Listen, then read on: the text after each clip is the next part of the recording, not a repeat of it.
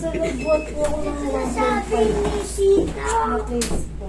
Nagbuhat ka ng 1.5 sa case, tapos Tapos po bigla po siya may tumunog dito po. may tumunog.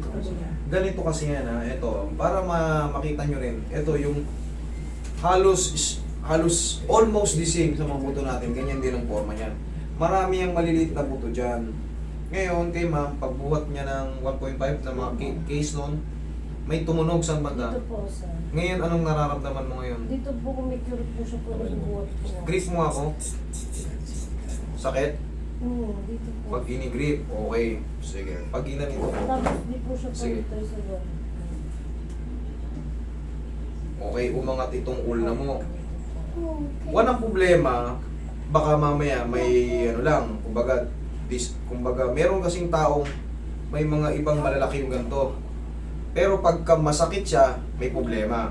Pero pag nawala yung sakit, tapos nanatili siyang ganito, tapos wala namang masakit, which is okay lang yun. Pero kung may masakit, ay hindi mo pwede. Kailangan walang masakit. Pag ginito ko, pababa. Sa gripping lang. Grip mo ko yan. Kaya po pag gumaganto po ako dito po. Pag nakapamewang ka, okay. Sige. Gusto ko dito ka. Ayan. Kailangan walang masakit. Kahit magdonya-donya tayo, walang masakit. Siyempre, pag mayroong masakit, may problema. Sige, relax lang. Ilang araw na ba to? Nung 1 pa po yun, sir. Yung 1, 12 days. Huwag mo gawin yung skirting. Relax lang. Yan ang sabi ni Tito. Hmm. Hmm.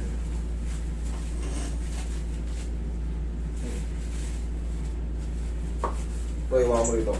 Kasi na ba yan? Dito. Ay, naku.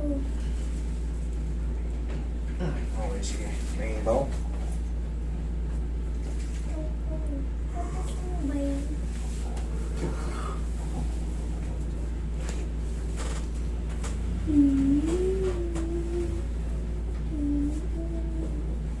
Kailangan yan, walang masakit. Ngayon, after adjustment, kailangan mahina na lang yung maramdaman mo. Pag mayroong maliit-liit na ng konti, pahinga na lang ng 3 to 4 days yun. Pero pag nanatili yung sakit or nadagdagan pa, ibig sabihin mali. Mali ako or kulang pa sa adjustment. Adjust pa natin ulit. Okay, okay lamputan mo lang.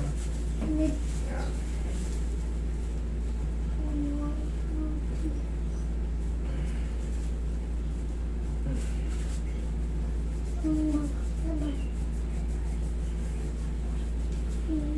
Testing, grip mo ko.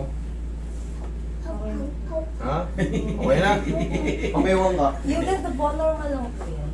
Sabi ko nga sa inyo, merong taong malalaki dito, merong taong lubog. Ngayon, magkakaproblema lang yan pag may masakit. Ba? Parang umiinda. Pero kung walang masakit, wala yan. Merong tao kasi pinanganak na mahaba-baba. Malaki pa nga. May mga uumbok yung siko, may mga mabuto rito. Pero kung wala naman, walang masakit, wala yung problema, nothing to worry. Pero kung pag ginanyan nyo yung buto nyo,